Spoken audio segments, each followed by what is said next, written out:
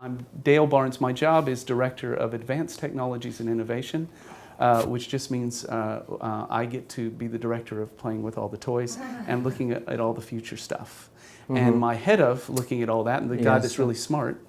Oh, really? It's quite a build-up. Okay, Neil Illingworth, I report to Dale, and I head up innovation in Virgin Media. So I get to play with all the toys as well, but I have to make them work. This is the SuperHub 2. And we're doing a wired connection to the back. Yeah, so I should really get just about the full speed. You can see it's 120 meg, 121, 122. What people want to use the SuperHub 2 for, and why we created SuperHub 2, was to increase the wireless performance and throughput that you're getting on wireless. So Neil's going to untether and go wireless. He's going to go wireless to here. One of the two frequencies that I'm sure Gareth talked to you about, 2.4 and 5. You're going to use 2.4 this one, aren't you? Yeah. So that's the standard Wi-Fi, 2.4 gig that most people have. Right. So, and then I'm going to do a speed test. So probably around 60 meg it will come in at.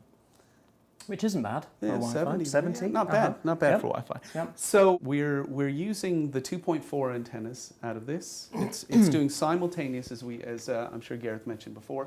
Simultaneous to me means the same time.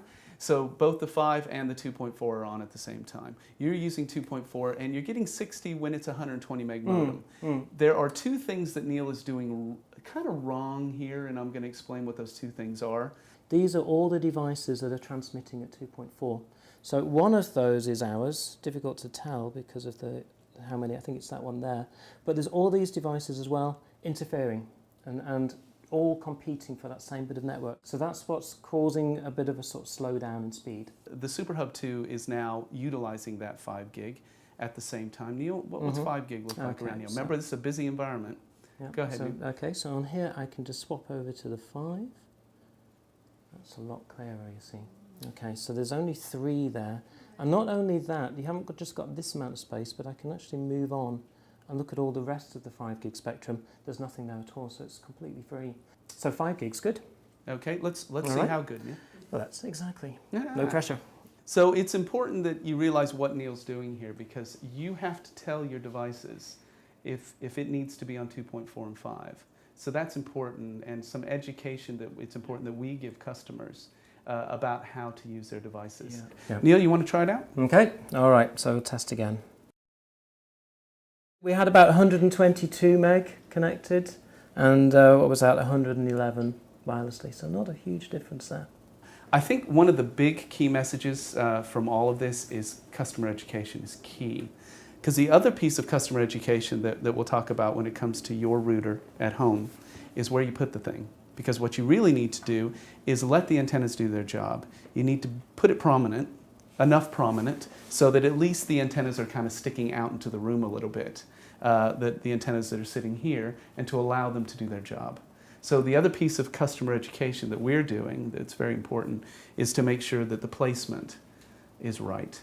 On the 5 gig, we're doing 3 of those spatial streams, three antennas, okay? So there's actually like 5 antennas in here, 2 for the 2.4 and 3 for the 5. And the reason we do even more for the 5 is 5 doesn't work as well through walls as 2.4, the way that frequencies work, okay? That's just the part of physics.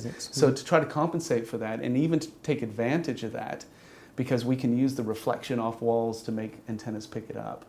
That's what we do, put more antennas in so it has more of a chance to pick it up. Why do people need this sort of connectivity and speed? So if you think about, besides speed and range, the other thing is really devices. By 2020, they're thinking that everybody will have at least 7. I've heard it up to as much as 10 devices per person. And 50 billion devices per person, including little babies. Okay? In other words, your home is going to become device central, and these are going to be devices that are connected that you don't even realize are connecting. It's not just about speed, it's not just about range, it's kind of a mixture of the two that allows for multiple devices to connect and connect seamlessly without you even thinking about it. So Neil's going to show you some of the really emerging things that are really going to drive this device connectivity. That's really around home security, home automation, home control. We're working with a company called iControl So I'll just sign in. And really what my house is actually full of gadgets. That's what I do. But it's become, just in the last sort of few years, a real pain because you get so many gadgets, so many passwords, so many different systems to operate all this stuff. It's a pain. So this sort of starts bringing it all together where you can create little rules around the house. So if the front door doesn't open when the kids should be coming home from school, it can send me a text message, for example, to let me know that something didn't happen when it should.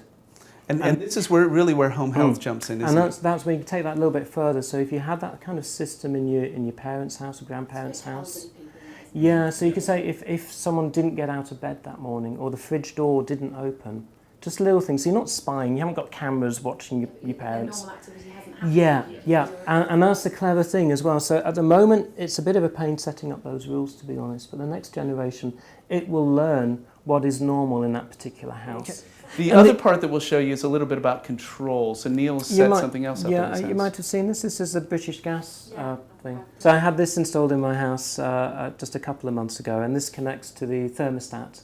So remotely I can set all the temperatures during the day and things. So at the moment the heating's off, but if I just click auto or on, I can turn the heating on at home. That would change the way we look at how we monitor our homes. But again, it needs that connectivity, and that's the key. And it's one of those devices. But things that will actually change your life and change how much you spend will be things that you'll find value in and that you'll want to be connected at all times.